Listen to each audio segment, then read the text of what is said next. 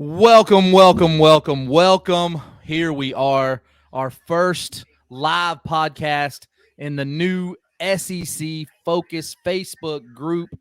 As always, familiar faces, different name. This will be our first live. We're going to give it just a few minutes, but we got myself, Randy Jowers. We got my partner in crime, the biggest Vandy fan on the planet, Chris Keenhold. Chris, say hello to the people. What is up, my favorite people in the South? Let's talk some SEC sports tonight. It's a big day. Absolutely is a big day. So, the big day. We got 5 people in so far, so we're just going to kick this thing off. Obviously, a lot of people today were following what has been monikered as National Signing Day, but as I'm sure Chris knows, most people do know, today is actually not National Signing Day. Today is the first day of the early signing period. So it really doesn't matter because Nick Saban said it 10 years ago. If you make today the first day of early signing period, it just becomes National Signing Day. So, Chris, I want to start there. So, before we get into the whole thing, to me, when you used to have, you had the conference championship games, and then you had bowl games, and then you got a little bit of a reprieve, and then in February you had National Signing Day, kind of kept college football there, a little bit after the Super Bowl, kept them in the conversation. Now, in the midst of the chaos, right? So now added into the chaos, I didn't even mention the transfer portal. So now you have National Signing Day, hence, early signing period. I kind of miss it the way it used to be, man. What are your thoughts on that? My thoughts is early signing day is a huge disservice not only to the athletes but also to the schools. And I say that because there's a certain period where people can declare for the draft. They've made it now where there's a certain period where people can drop off into the portal. If you put everything into early signing day, what happens after that if somebody decides that they want to forego their last eligibility and go put their name in the hat for the draft, or if they just want to up and leave and transfer somebody somewhere else, now you've left yourself in a hole. So I think it's a huge disservice to the schools to allow this to happen because there's too many what ifs that could happen.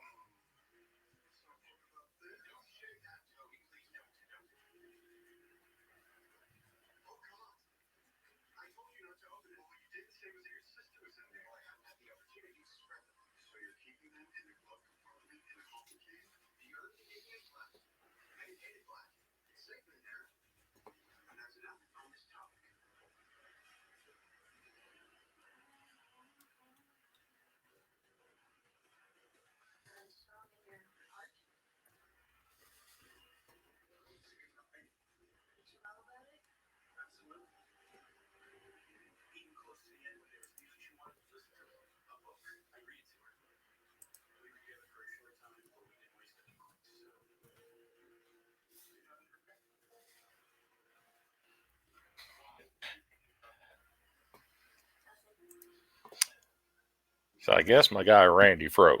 We'll try. We'll keep this going. We'll try and see what happens here.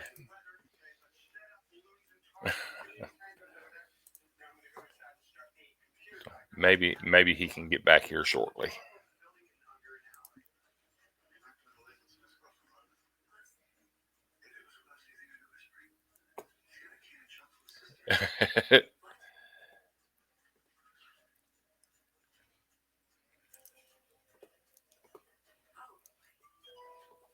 It looks like he might be coming back. Let's see what he's got. I tell you what it is. He donated all of his money to the Anchor Collective and to Spire Sports, so he could affect some recruiting battles in Tennessee for both the orange and white and for the black and gold. So, and by donating to both, he left himself short on the Wi-Fi bill.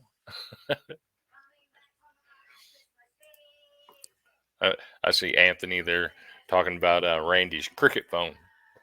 With all them kids, it might be a cricket phone.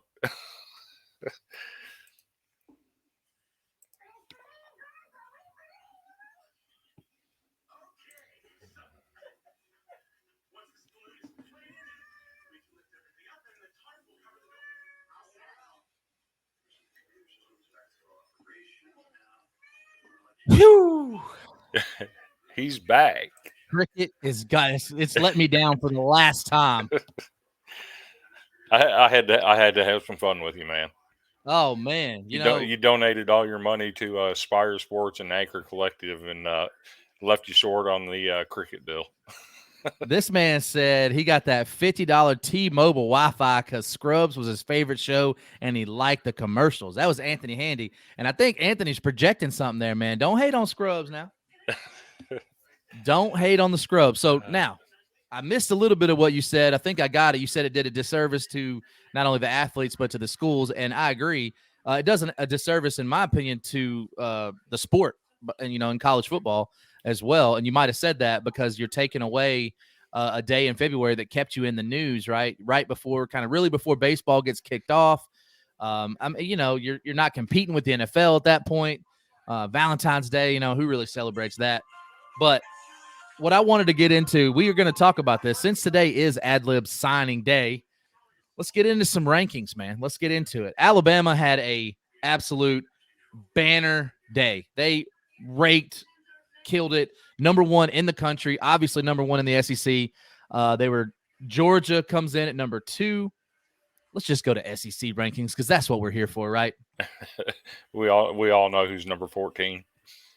Yeah, so we'll get there. It's going to be some some anticipation.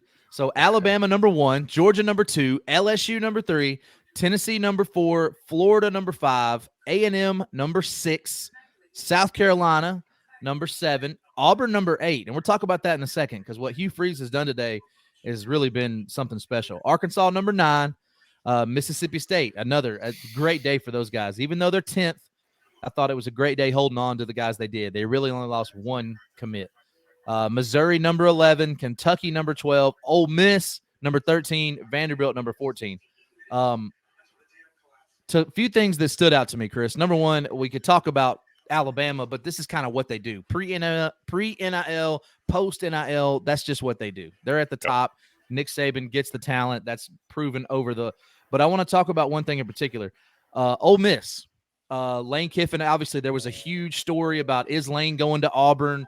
There was did he lose the last 2 games because his team wasn't focused? I think it's true. But then today, to be 13th in the country, 13th in the SEC, only have 12 commits. And not only that, but you let the guy who used to be the coach at your school take the job that you were in line for, and he had a killer day. Auburn, 2 weeks ago, Auburn was in the mid-50s in recruiting. Mm-hmm. What Hugh Freeze has been able to do is salvage a class, put them into the top 20, I think 23, 24, top 20. Right. That's impressive. Just the work that he's been able to do. Now, I know what Ole Miss fans are going to tell me because I've already heard it, that Lane Kiffin is the portal king and all that other jazz. But if you consistently don't get top-level SEC talent, it will catch up to you. That's just the facts. You don't have to be at the top with Alabama and Georgia because I think we all agree they're a step ahead of the game when it comes to SEC talent. However, if you're Ole Miss, your expectations are higher than that. If you're Arkansas, I think your expectations have to be higher than that. You're coming off of a disappointing season, and it looks like it's disappointing now in the recruiting trail. But, what are some things that stood out to you today, man?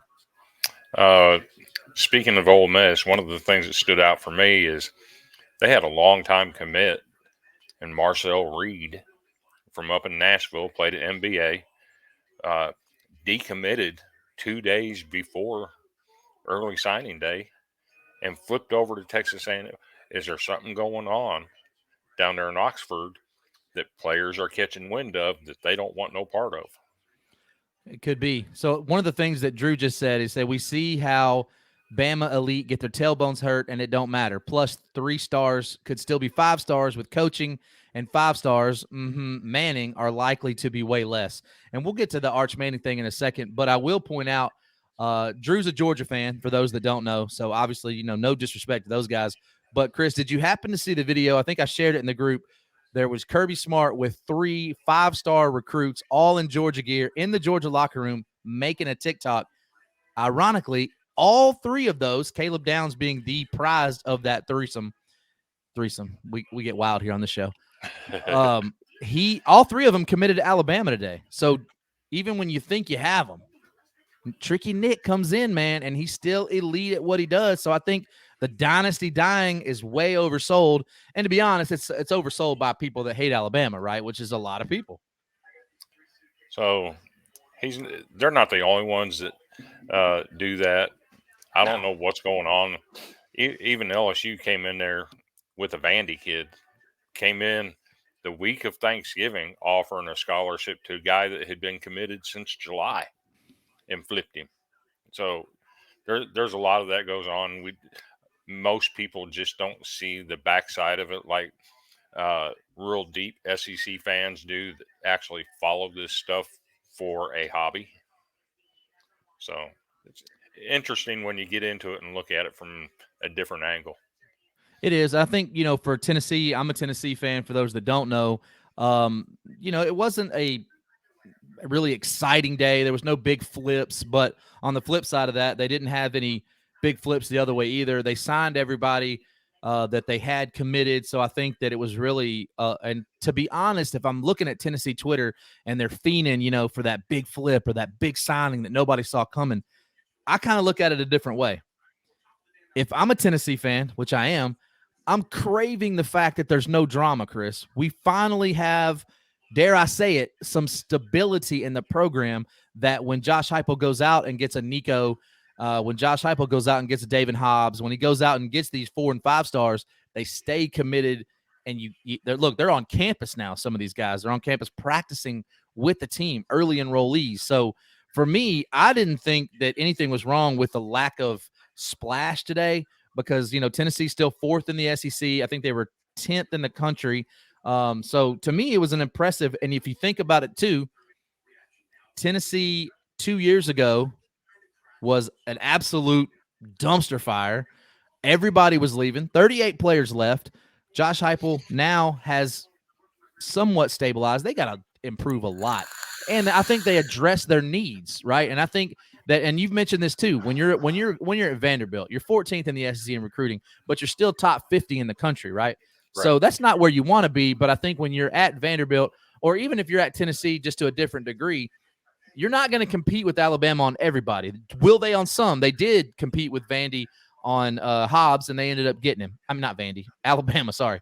And they went in there and they got him, right? That's great. But you're not going head-to-head with 4 and 5 stars every single day. You're not going to win that battle.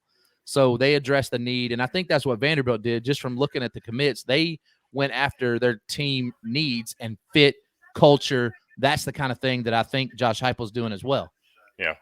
We went after offensive line, tried to get some pass rush, depth at running back, and had to get some speed on the backside in the secondary. So I think we addressed all of our needs for the most part. Still kind of concerned about the running back room because your top 2 running backs are gone. There's only 2 in the room right now, and you're bringing in 3 freshmen. So Clarkley addressed it in his update on recruiting. They may look at the portal for somebody at the running back position, and we shall see what they do.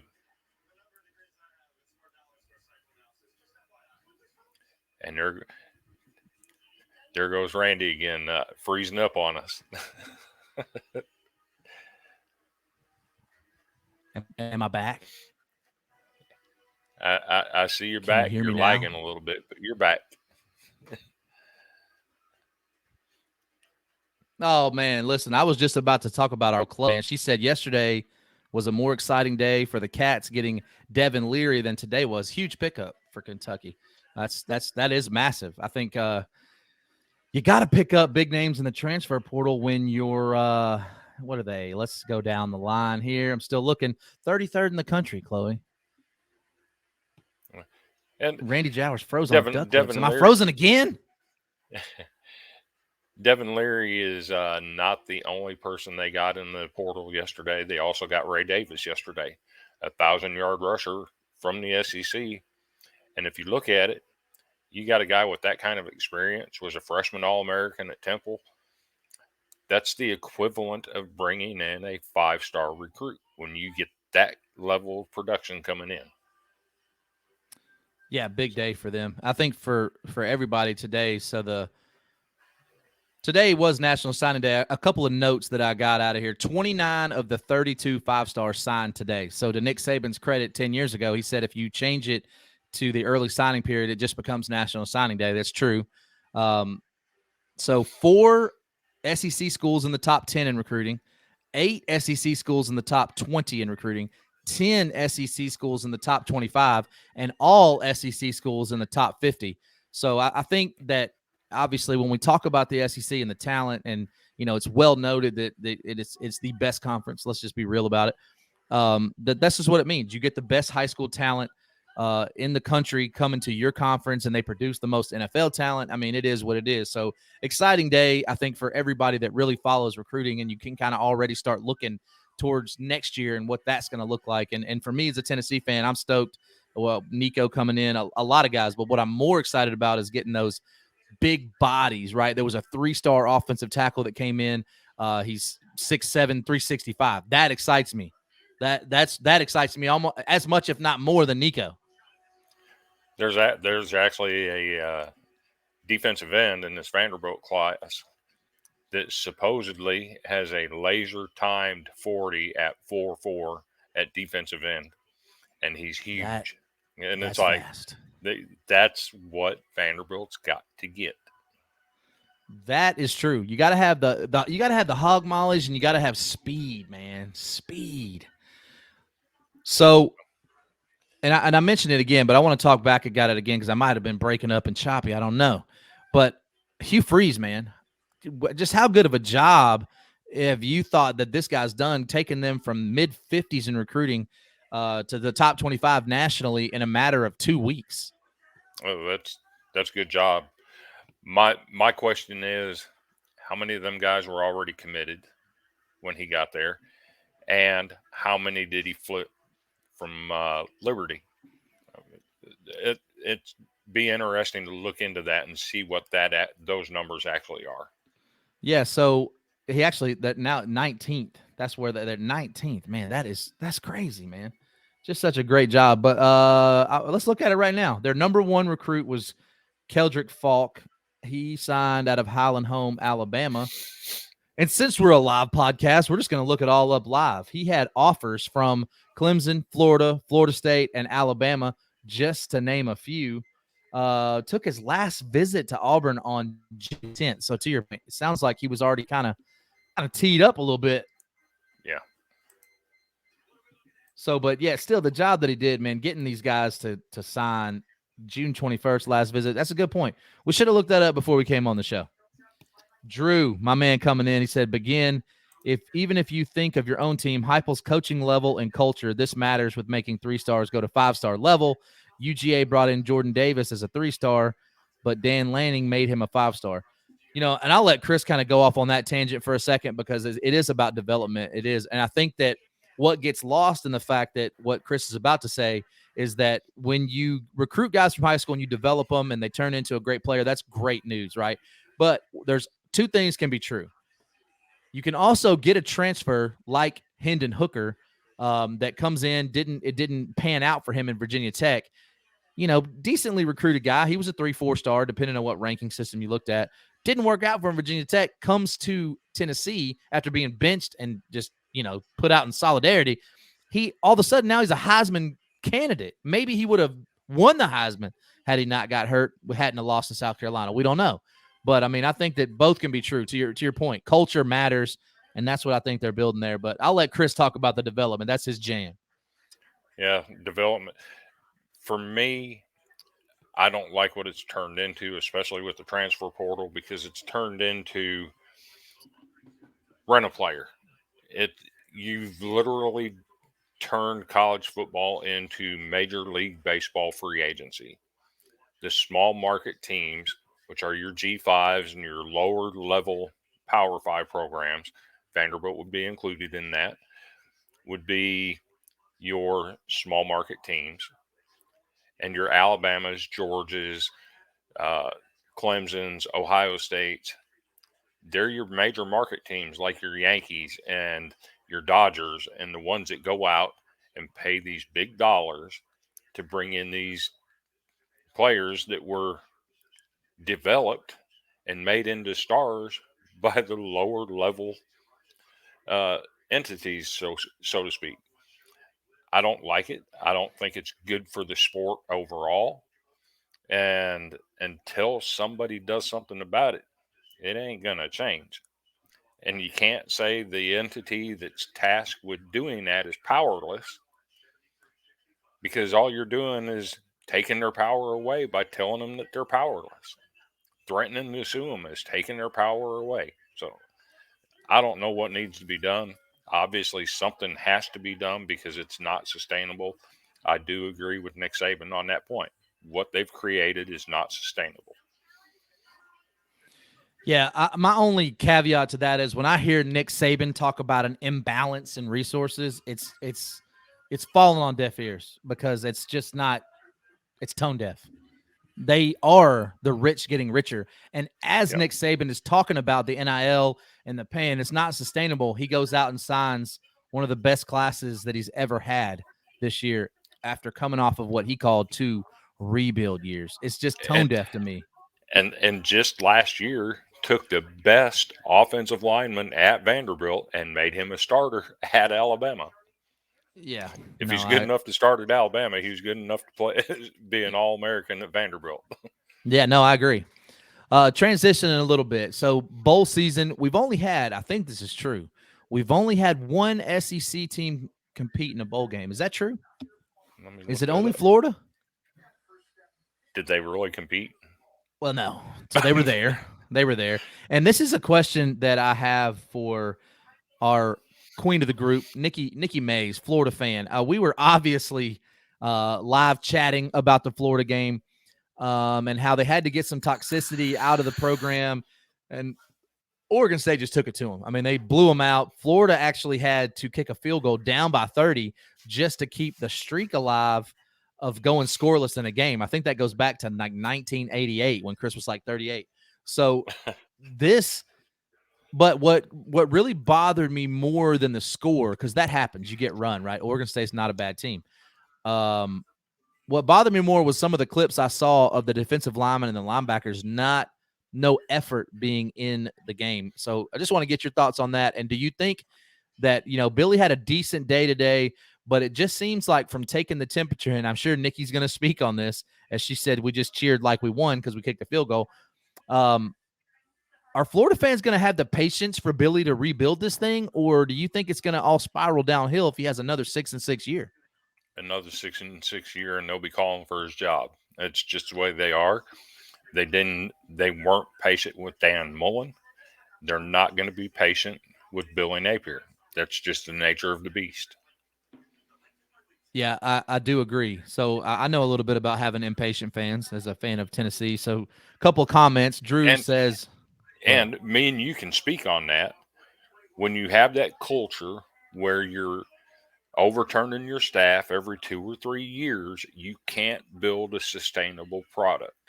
The only way Vanderbilt stopped it from happening in the 90s was sticking with Bobby Johnson for as long as they did. It created stability. And you have to have stability, or it's going to be a revolving door with coaches, assistants, and players.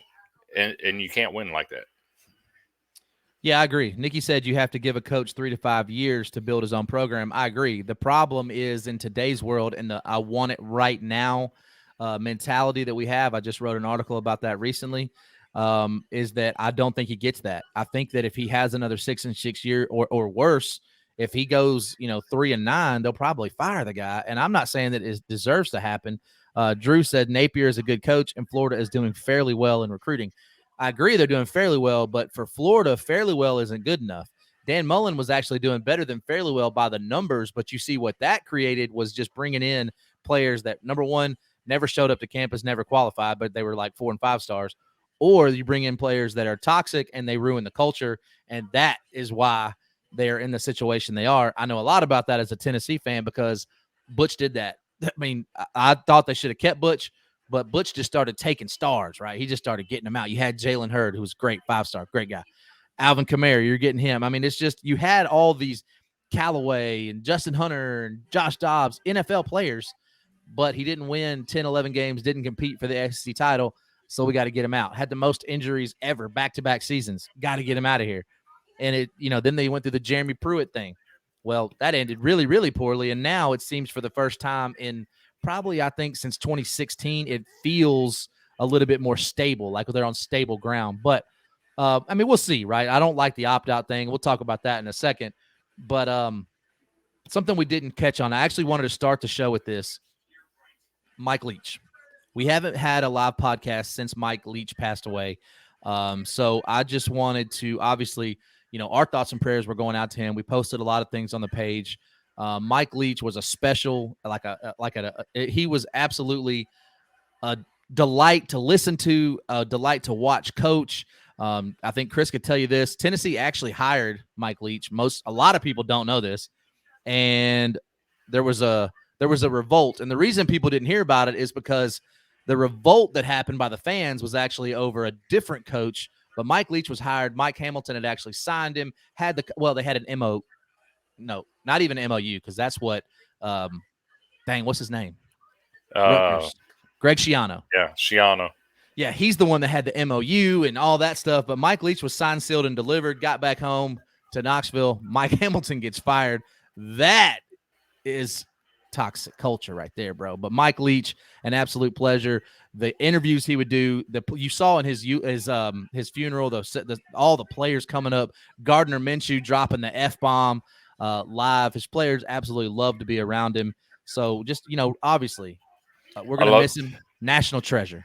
I actually loved what Bob Stoops had to say about him. He said, they're in heaven, and it's 4th and 2.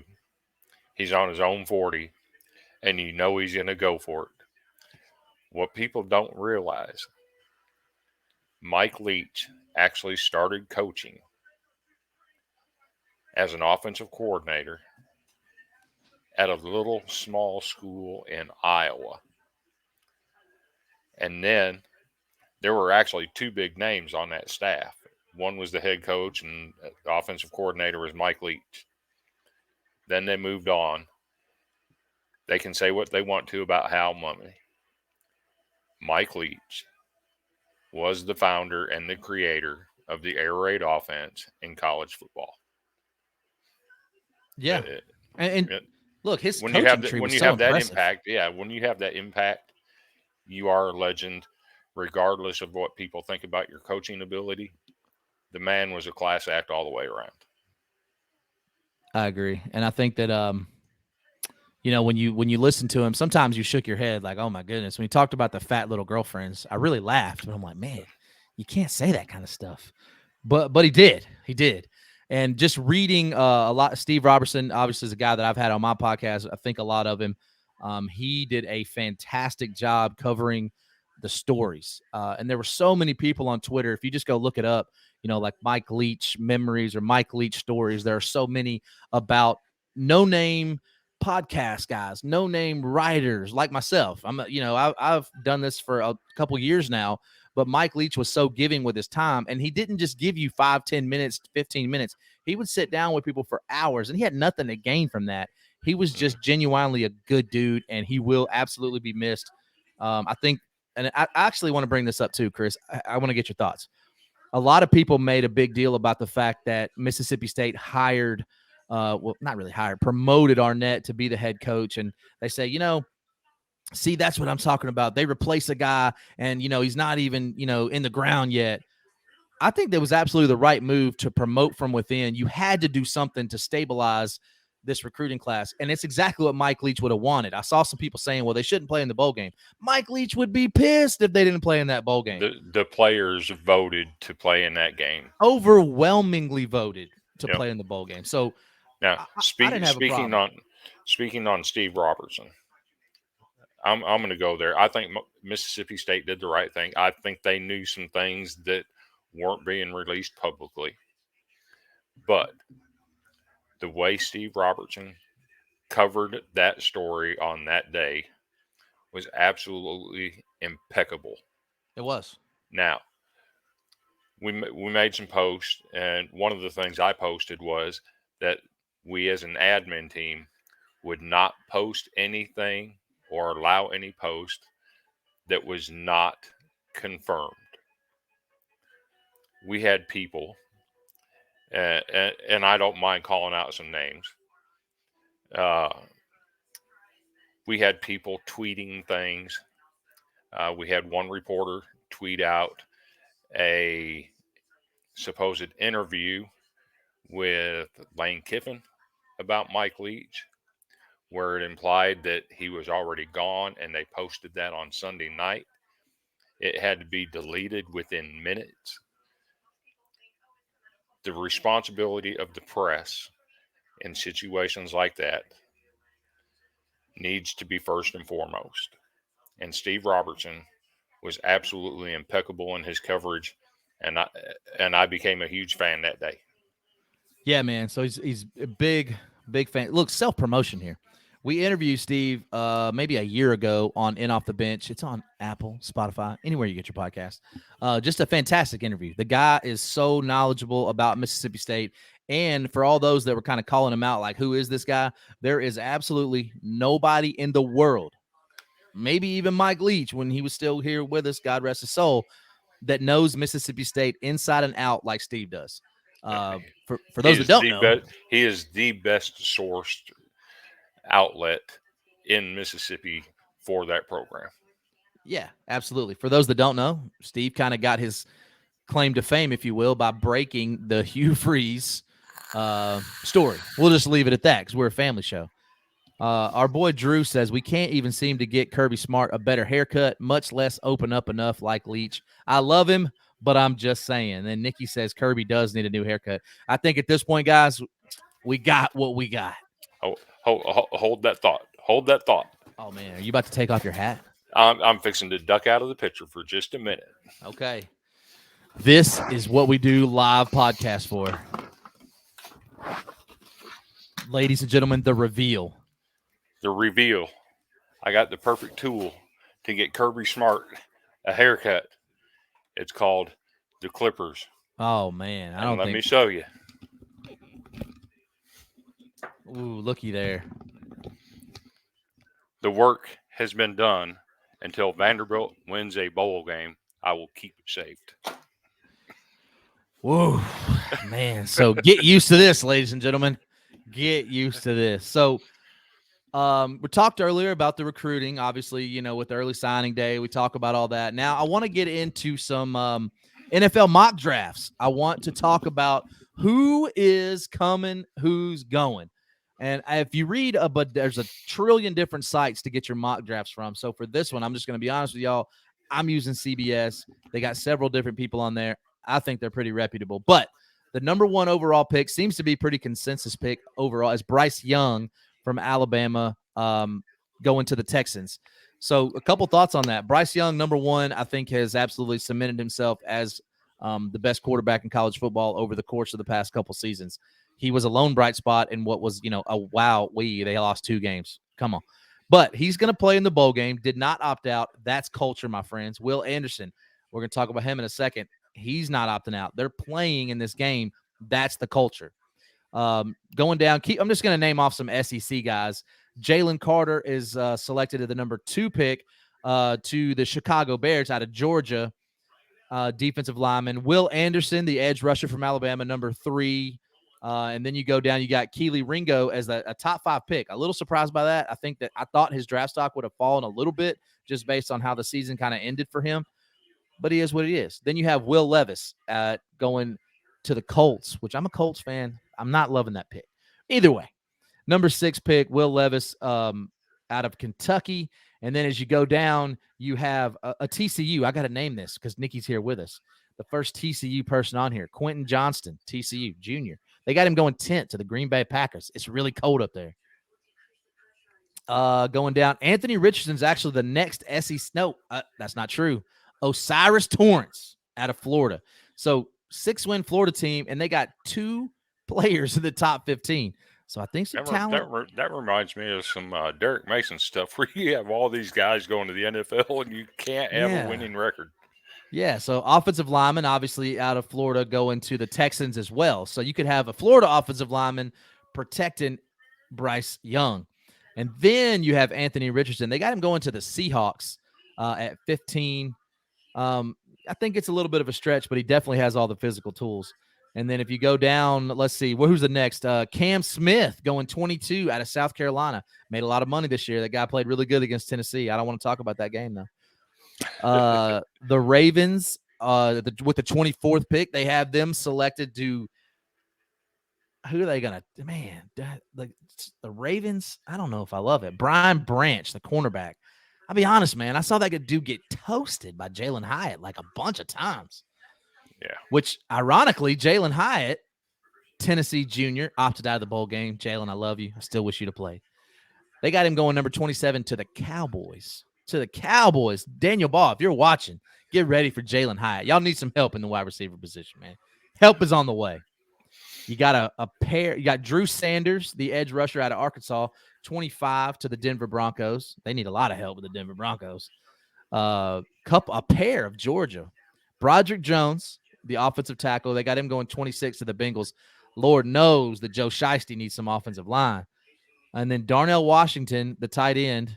I got to say this. I think that Darnell Washington a lot of times gets overlooked because you got, Brock Bowers, but Darnell Washington is a man-child. That dude is huge, and it's showing up here. They got him going to the Chiefs. And he's one of them players that can double down and play an extra offensive lineman because he can block too. He can, but I got to ask you, are they going to run 2 tight ends? Well, I mean, they got the best tight end in the NFL, maybe one of the best that ever play tight end. Is Kelsey getting ready to retire because he's had some health issues? They asked him about that on his podcast. He said that's not even in his thought process. I don't know. He's still. Let's see what we got. We got a Georgia fan coming in. Drew says Darnell Washington is 6'7", but my issue is he dropped too many balls. Well, now he's going to have Patrick Mahomes throwing it to him. He throws it pretty hard. Yeah. So it's just littered with SEC talent. And look, Texas A&M makes their first appearance. Antonio Johnson, the safety, they got him going 30th to the Buffalo Bills. And last of the first round is Nolan Smith, the edge rusher, also out of Georgia, going to the Eagles. So it's interesting. Obviously littered with names out of the SEC. But do any of those names surprise you, or does their positioning surprise you? I think Will Levis is a surprise to me. I don't think he did anything to show himself as a first rounder. I get it. He has all the tools. But when you don't have the accuracy, the tools don't do you no good. There is a linebacker out of Vanderbilt. I suspect he's going to be a day 2 pick, Anthony Orji.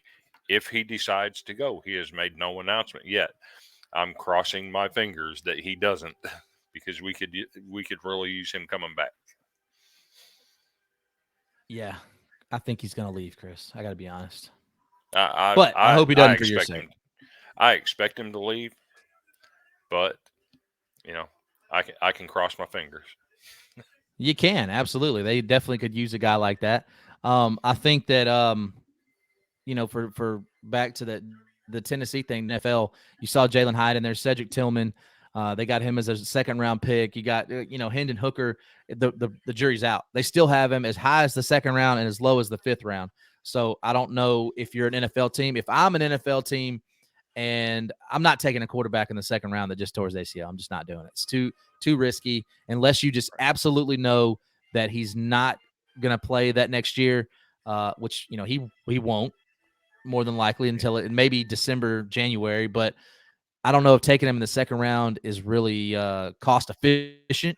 So I think I take a flyer on him 4th, 5th round. What do you think about that? To be honest, I don't know if he fits a starting profile in the NFL. I think he play more of a backup role somewhere.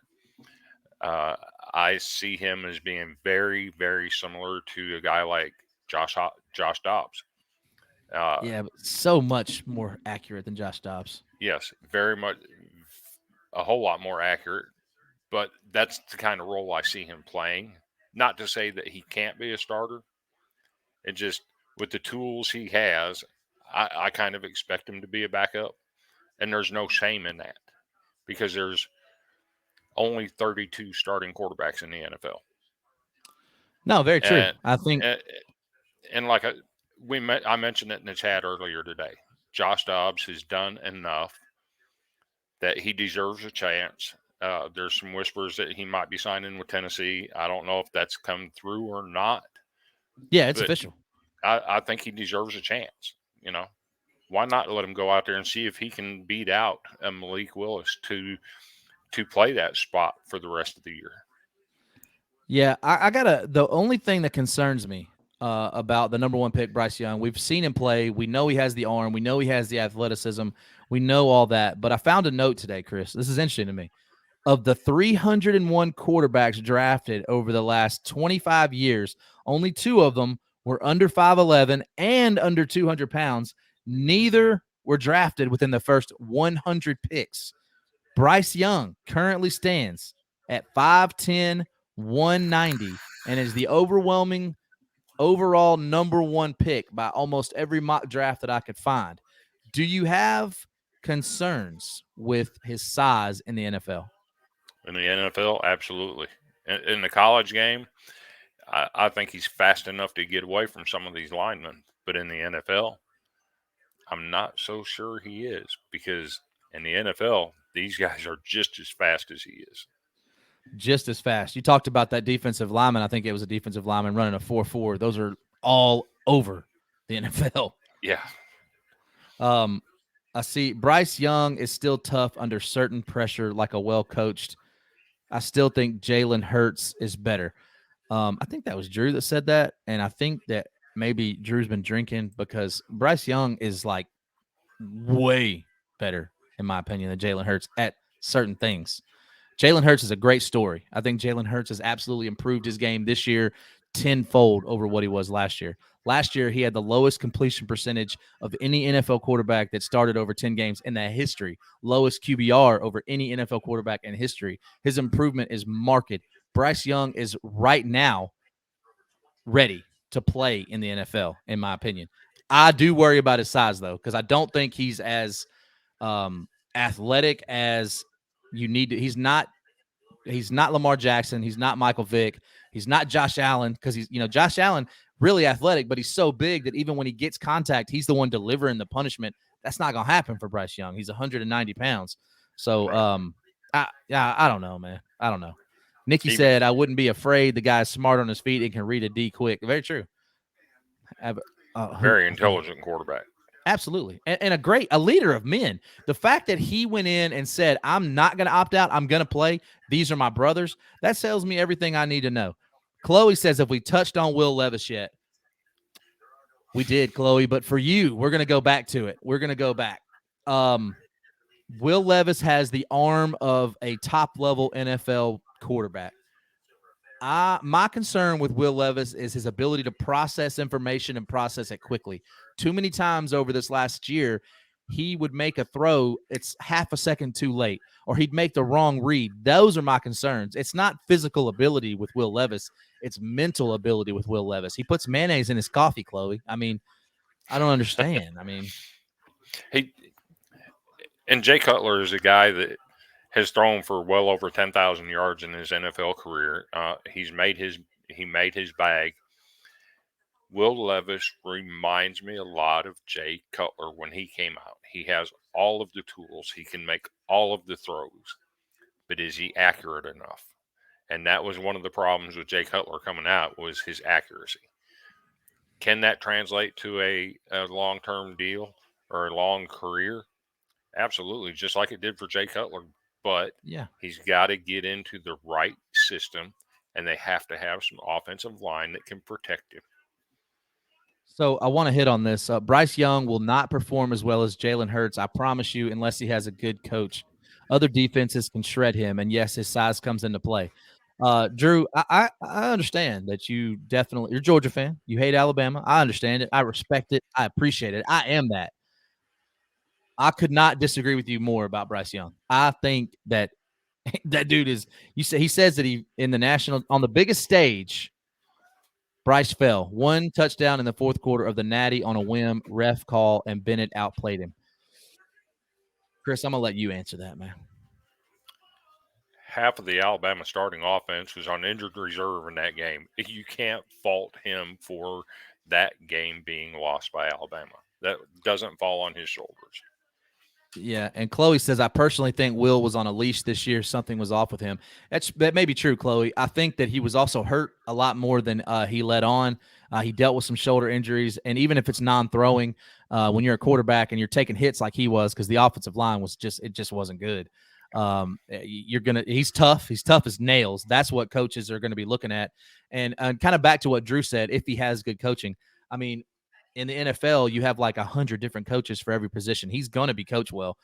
Bryce Young has been coached by great coaches at Alabama, just like Stetson has at Georgia. I think that in the NFL, that's only going to get better. He's going to have a quarterback coach. He's going to have a personality coach. I just, I don't have any concerns about that. Nikki said, I think he was trying to stay healthy and it didn't work. With talking about Will Levis. And I think that's probably true. But the fact of the matter is he kept taking those hits and he tried to play through it. And I think the toughness, you want to see it, but you also don't want to risk your future. And I think Will Levis did risk his future. It's working out now. They still got him in the top 6, top 7. But I think Will Levis is going to get his shot. And that to me, it matters more. I wish the best for him. I just wish he would stop putting mayonnaise in his coffee. I mean, it's disgusting. And I also wish that he would learn to peel a banana. I mean, what are we doing here? You eat the banana with the peel on it? I mean, what's going on here? I just got to know.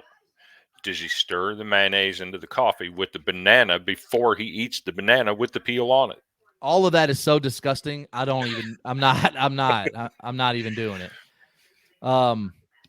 So I want to talk about basketball for a second, and then we're going to get into some baseball. It was a really bad week for SEC basketball, Chris. Bad weekend. The whole thing was bad. You saw they went, I think they played 11 games on Saturday, went 5-6.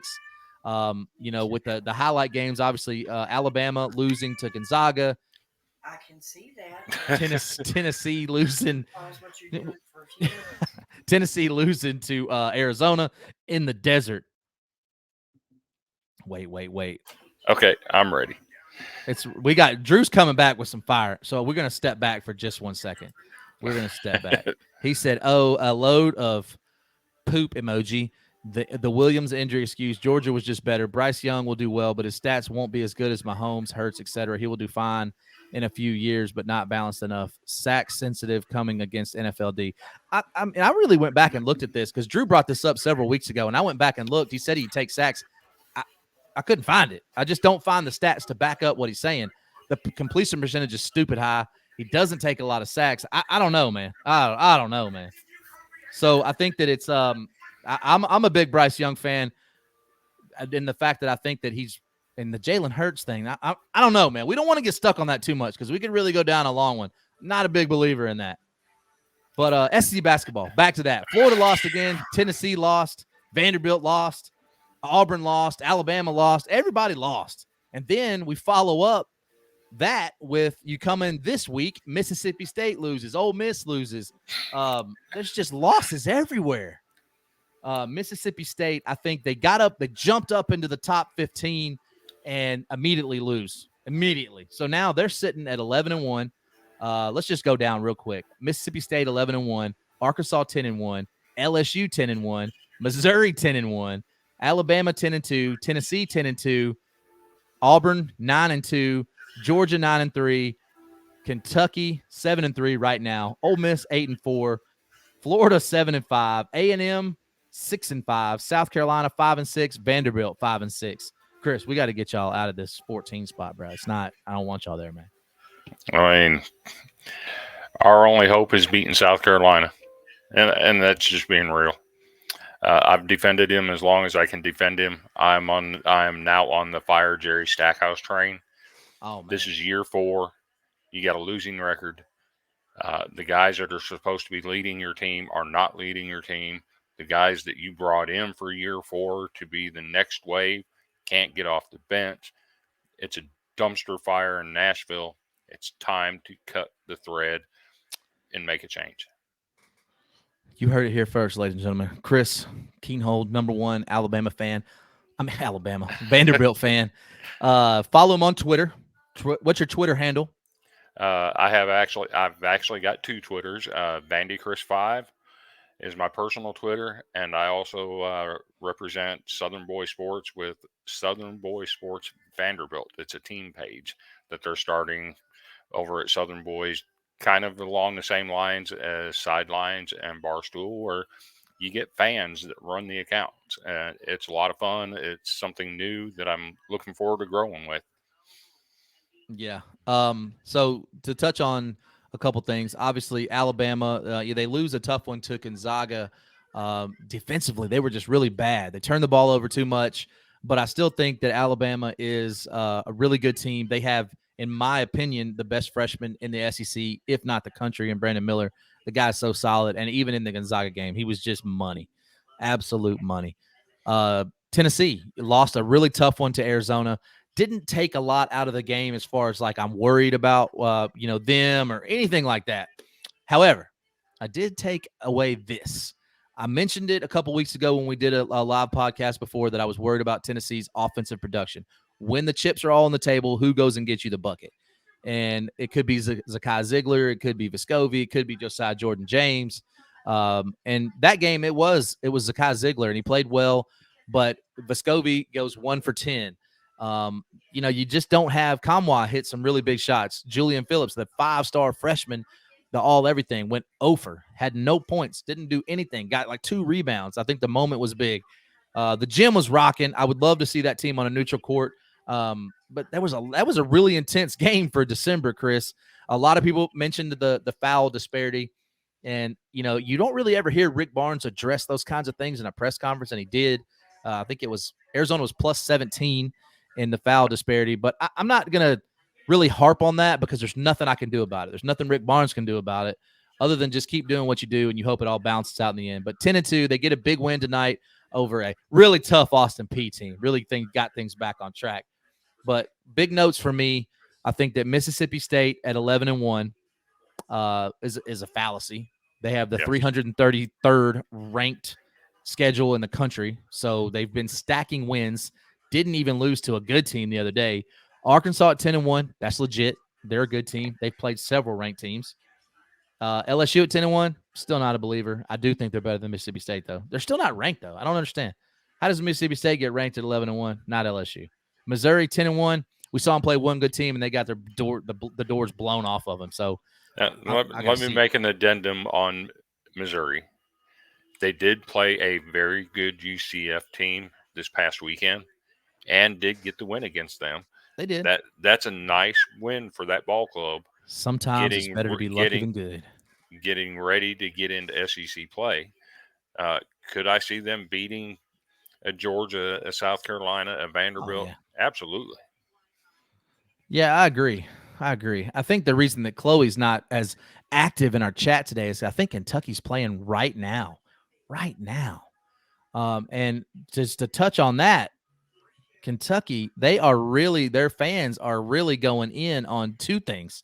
They're going in on Mitch Barnhart, the AD, and they're going in on John Calipari, saying, he hasn't done enough. And I shared a stat in our group chat about his record against ranked teams, and it is bad. It is way under 500. Hasn't produced another natty. Hasn't even sniffed one in several years. So I'm going to ask you, Chris, if John Calipari, let's just say they finish 4th in the SEC, go out in the 2nd, 3rd round of the SEC tournament, go into the tournament, I'm just going to say as a 4 to 5 seed. We'll just put it there. And they go out in the 2nd round. Do you think that's enough to make a change? I don't know if it's enough to make a change, but it should be. Since 2016, he is under 500 against top 25 teams. that coincides with one of his assistants that had left after the 2016 season. Short of bringing him back and rescuing John Calipari, I don't see it getting any better for them. His method of the one and dones, it's shown that it's not effective anymore. So you got to build a team, and I'm not sure he's the guy to build a team because that's not what he does. Yeah, I thought that going into the season, I think I picked Kentucky to finish either second or third in the SEC. I think that my reasoning was that the one and done is not really what he's using this year. He does have some really incredible freshman talent, but he also has a litany of older players. Obviously, you get I don't even want to say his last name. Chloe just really dogged us out last time for that. Shebois or something like that. Yeah. No, you said it wrong again. But they brought him back. Obviously, Wooden Award winner. Still think he's the best player. But they have a balance, and it's not showing yet. But what I will say about this, I think Kentucky fans, much like a lot of SEC football fans are, they're overreacting a little bit. But I got it right. Yeah, I got a cookie. So DB, my boy Daniel Baugh, co-host on In Off the Bench podcast, says, if not Cal, then who? Who is better? Well, DB, who do you think is better? That's what I want to know, because I think that you could get better than Cal, only in the sense that you, at this point, the guy's already made the Hall of Fame. He's got a national championship. We're talking Kentucky. You don't get to just hang out at Kentucky. Tubby got to win a title, and then he was run off just a few years later because you have the expectation is there to always compete for national. It's not about winning the SEC. It's not about being ranked. It's not about any of that. It's about absolutely competing every single year for the national championship. That's what he promised them. He understood the expectations. DB, you're a Memphis fan. He said going to Kentucky was like sitting at the grown-ups table, and Memphis was like the kiddie table. That's what he said about your school. And now here you are saying who? But Chloe says our fans are dramatic and asking for a coaching change is too much right now. Don't disagree. I'm not saying he should be fired. I'm just asking if you go out in the second round again, especially if you lose to, like, I don't know, St. Peter's or something like that. Is it enough to make a change? That seat's going to get awfully hot if he's not in the Elite Eight or Final Four. That seat's going to be very, very, very warm. Nikki May says we will take Cal. I bet you would, Nikki, because well, it's not going so good down there in Florida right now. But they're 7-5. You knew it was going to be a rebuild. I think that they will be fine. Florida will be fine. Too much talent, and they got a good coach. So on the basketball, I think that what we talked about a couple weeks ago on how we had the order. Some things that I think that we probably overrated Auburn a little bit. I've seen them play about 4 to 5 times. I don't think they're very good, Chris. Maybe I'm overreacting. You tell me. Losing to USC exposed a lot with that team. That's not to say that they're not good, just not as good as what maybe I thought they would be. Yeah, and I mean, you saw them. They played Memphis, got beat. Memphis, I got to shout this out to my boy Daniel Baugh, the Memphis fan. Memphis is 4-1 against the SEC. They beat Vanderbilt. They beat Auburn. They beat Ole Miss, and they beat Texas A&M. The only loss they had was to Alabama, and it was a really close game where they ended up hitting 1-3, and when there was like 30 seconds left, really played them tough. And I think they're kind of flying under the radar a little bit. And I say that because even when I was talking to Chloe in our group chat, she said, I did not expect Memphis to play Alabama this tough. And I did because I think that Memphis is one of those teams. Are they a national title contender? No. But when you got a guy like Kendrick Davis and you got obviously the Penny Swag and you got DeAndre Williams, you got all that going on. I think they're a really tough out for anybody. Andrew said that's a nice Rangers hat. That's it. I'm never wearing this hat again. Daniel said absolutely, but what other coach in past years has won multiple championships? Bill Self. I mean, Tom Izzo. Yeah. Coach K, bring him out of retirement, baby. Let's go. Roy Williams. I would mention another coach that got his team to a Final Four that probably shouldn't be coaching anymore. but he's got his team ranked in the top 5. Man, who is it? Chris Beard. Chris Beard, man. What a story. What a story that was, man. So we won't get into the particulars, but you got a guy in Chris Beard that is widely. I listened to an interview with Gary Parrish here locally in Memphis. Obviously, he covers college basketball for CBS Sports. And he said that he interviewed a list of, I don't know, 20 to 30 D1 high-level college coaches. And he was asking him, who is the best coach right now when it comes to pure basketball? And he said almost all of them said Chris Beard by far. And then literally the next day, this happens. Just such a strange story, too. You know, Chris Beard says he has the tape of what happened, but he's not going to share it. Then you got the fiance saying that she doesn't want to press charges. Whew. Man, what a story. And you could have a Texas team that thought they had it with Shaka Smart, didn't work out. He ends up leaving before he gets fired, I think.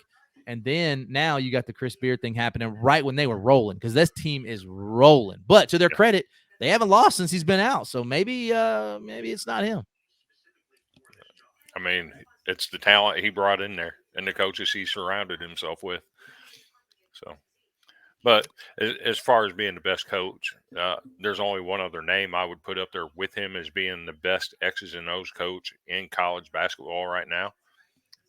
I have to throw Jay Wright out there. Jay Wright, in my opinion, and I've said this forever, Daniel can back me up, I think Jay Wright is the best there is. I mean, he's absolutely amazing. Nikki says, one thing I took out of the Tennessee game was not during the game, but after the game, was players holding their composure after a hard road loss. But that could just be me. I think, yeah, they did. It was really intense. There was a little scuffle after the game where Zakai Ziegler and Vescovi got into it with some Arizona players. Arizona players were flipping the bird. Listen, none of that stuff bothers me. It's emotional. You just won a big game. You know, I get it, right? But they shouldn't have been over there in the bench. The Tennessee players shouldn't have jawed back. You had some things going on during the game where Plavic was getting in people's faces. He gets a technical. Rick Barnes calls him out, says, listen, that stuff's hurting our team. I think that's absolutely true. And if you think about it, last year, Tennessee beat this Arizona team. Yeah. In Knoxville. Yeah. Raucous crowd. And Euros absolutely was jawing at them guys. So they had to expect if Arizona won, they were going to get it back. And to get upset about it, about getting it back, well, there's one way to stop it from coming back at you. Yeah, I mean, the game. And the thing about the players didn't get upset about the jawing. Nothing. No player got upset until the guy physically put his hands on somebody. And of course, look. They're guys. They're athletes. They're in their mid-20s. They're in peak physical form. Right. It's gonna get physical after that. My only thing is, like, Kobe Bryant said this years ago. Basketball players, stop acting like you can fight. You can't. You're not fighters. You're not fighters. Drew is not letting Zakai bowling up like he's gonna take a swing at something. Listen, you're the smallest kid on the court. I know, but think about it. You know where that kid's from? I'm sure he knows some street stuff. But. Yeah, that kid is from the roughest part of the Bronx there is. I don't think he's that wasn't his first time getting into an altercation. You could tell he was too quick to swing that arm back. Yeah. Drew's not letting this Bryce Young thing go, man. He said Bryce Young was sacked 39 times in 2021, and he played more that year. Yeah, I mean, okay, but I don't understand. To me, when you're talking about sacks, is that only on the quarterback? I'm not sure. I'm just not sure. Anthony says Shaka Smart should have stayed at VCU. You know, yes. Probably so. But listen, I want to transition from basketball to baseball. Obviously, it's off season. You got some All-American teams coming out. You got some preseason top 25 rankings coming out, including the in off the bench top 25 that we were actually asked to do several months ago with Spittin' Seeds podcast. So we missed some things. Like before, we had Ole Miss kind of up there a little bit more, and then they lost another guy to Tommy John. So probably would not rank them again. But the All-American team, I know Chris has got some beef with this All-American team, but I just want to point out a couple of names. This is all of college baseball, but I'm only going to mention the SEC guys. First team All-Americans for pitchers, you have Chase Dolander, Tennessee, Chase Burns, Tennessee, Hurston Waldrep with Florida. The position players, Jacob Gonzalez, shortstop, absolute stud. Wyatt Langford, outfielder, first team, Florida. And this is almost comical. Position players, LSU, they got him listed as Louisiana State. Nobody calls him that. Dylan Cruz, Tommy White, Paul Skeens. Studs. Paul Skeens is a two-way player. He is the White Ohtani, man. Let's just call it what it is. My boy hit 314, 13 home runs, 10 doubles, 38 RBIs, also 10-3, 2.73 ERA, 96 Ks, and only 30 walks. The kid's the real deal. LSU is definitely going to be forced to be reckoned with. And Chris, I'm going to let you have your beef in a second, but let me name the second team for just 1 second, and then you're going to have your beef. Second team, let's just start only SEC. Drew Beam, second team, Tennessee pitcher. Brandon Sproat, Florida. Hunter Elliott, second team. Let's see. Tennessee, Camden Sewell, relief pitcher, second team. And position players, here we're going to get into Chris's biggest beef. You got Trey Morgan, LSU, on the third team. You have Enrique Bradfield, second team, outfield. Chris, how did he end up on the second team? I have no clue how he ended up on the second team. He's widely regarded as the best center fielder in all of baseball. Even on the Team USA, he was the starter. Wyatt Langford was the backup. He's the number 8 prospect on the top 100 draft prospects. That's only college baseball players now. Yes. Just want to point that out. That he is on the second team is a farce to me. Now, as far as a pitcher goes, there's another pitcher in the SEC. He comes from an Eastern Division that puts up the same numbers as all 3 of the Tennessee starters, and that's Carter Holton. Same. Better in some areas, a little bit lower in other areas. I mean, you put comparable. Them 3, yeah, very comparable, all 3 of them, and he ends up on the third team. I don't comprehend that. Yeah, and that's taking nothing away from the Tennessee guys. They absolutely deserve it. Yeah, but come on now, you got to give Carter some love. You got to give Enrique some love. I don't know. It's gonna be it's deep. It's very, very deep. So last thing we're gonna do, we're talking about college baseball. I put out the top 25. It's on the SEC Focus page. It's also on College Baseball Smack Facebook page. Run through it real quick. This was the in off the bench top 25. The consensus was Tennessee number 1. I do not agree. I don't think Tennessee should be number 1. I actually wanted to put LSU number 1. Co-host disagreed, so here we are. So let's just run through it in order. Tennessee, LSU, Wake Forest, Stanford, Arkansas coming in at number 5, Louisville, Vanderbilt at number 7, UCLA, Ole Miss at number 9. Would not have them there now, dealing with some injuries. They're still going to be good. Don't think they're top 10. Florida State, number 10, A&M, number 11, Florida, number 12, Texas Tech, Southern Miss, TCU at 15. Think they're going to be actually really good. Maryland, 16, Virginia, 17, ECU, 18, Texas, 19, Mississippi State, number 20, Virginia Tech, 21, Miami, 22, North Carolina, 23, Auburn, 24, Oregon, number 25. As that compares to college baseball, the newspaper, they put out a lot of similarities. Some things that Chris pointed out that were a little bit different. We were obviously a little higher on Ole Miss than they were. They had them at 24. They waited to do their rankings, Chris. They had LSU number 1 like I wanted to. They had Florida number 2. Nikki, she took exception to the fact that you said, what did they do to get to be number 2? So I'm going to let you defend your position here. I mean, Florida's best pitcher is Hunter Barco, and he's coming off of Tommy John surgery. You don't know if he's going to be the same or not. He could be better. He could be worse. They have a very good outfielder in Wyatt Langford. Or he plays some outfield, some catcher. He's a good ball player. Let's put it that way. But beyond Hunter Barco and Wyatt Langford, I'm just not seeing it. They will be good. They should be a top 25 team. I just don't see where they're coming in at number 2. Yeah, so college baseball newspaper, I'm just going to highlight the SEC teams. They have LSU at 1, Florida at 2, A&M at 4. They were way higher on them than I was. Tennessee at 5, Arkansas at 7, Vanderbilt at 9, Mississippi State at 22, and Ole Miss at 24. Yeah, man. So they're, I mean, we had a lot of similarities. I think that the SEC is going to be so deep. I think LSU is the overwhelming kind of favorite, right? I mean, all that talent coming in, and we're going to really dive deeper into this. I think into January 1st, February. Yep.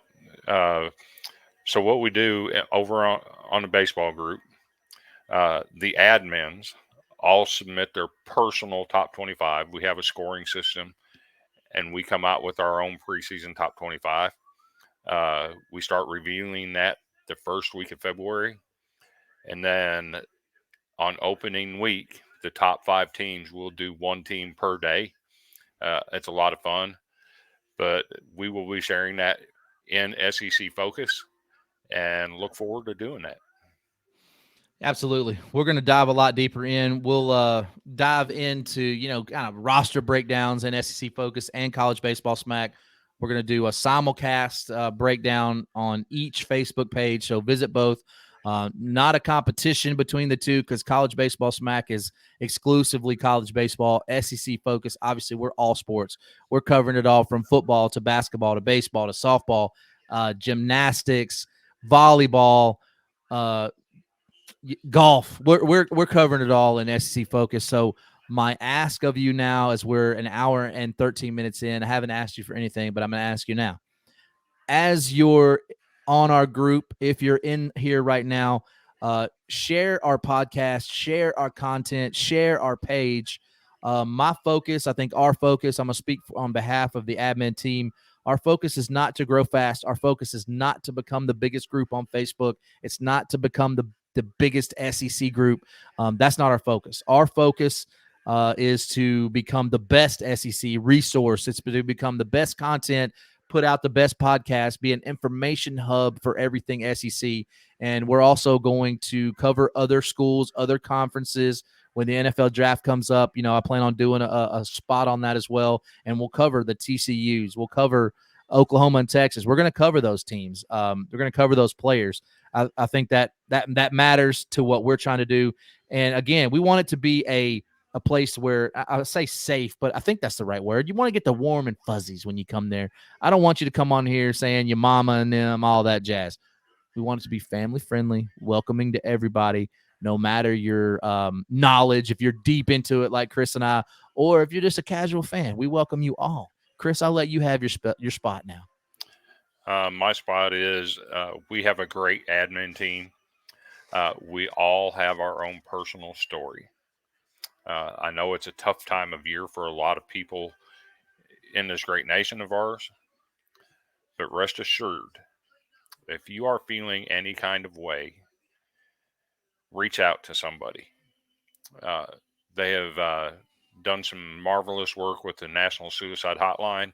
It's now a 3-digit number, 988. It's not a 1-800 number anymore. 988 is that number. If you need help, reach out. Reach out to your admins. Every single one of us, myself, Randy, Chloe, Nikki, Anthony, all of us. Drew. He hates Bryce Young. If you have an Alabama question, do not ask him. We are all open to talking to anyone that has a problem and helping you find the help that you need. So please reach out in your time of need if you need to. Call the 988 number if you need to. There are resources. Don't let mental health ruin what should be a happy time of year for you.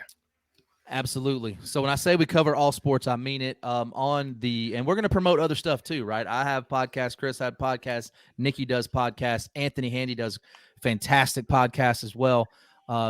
This evening, as soon as I sign off of here, myself, Daniel Ball, Jim Cross, we're going to be interviewing Madison Martin, LSU volleyball player. So when I say that we cover SEC sports, we cover SEC sports.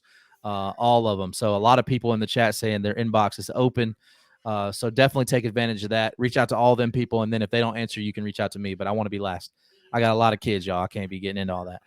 But we appreciate you coming on. We went a little bit longer than we normally do. Had a lot to cover. We covered everything from early signing day, bowl games, basketball, baseball.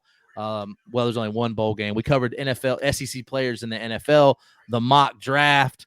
So we appreciate you. We wish you the merriest of Christmases. We will be back next Wednesday, same time, 7 Central. My challenge to all of you who are listening, share the podcast on your personal pages, share it into other SEC groups. We want to get the audience here to share everything we got going on here. For Randy, that's Chris. We out. Anchor down, y'all.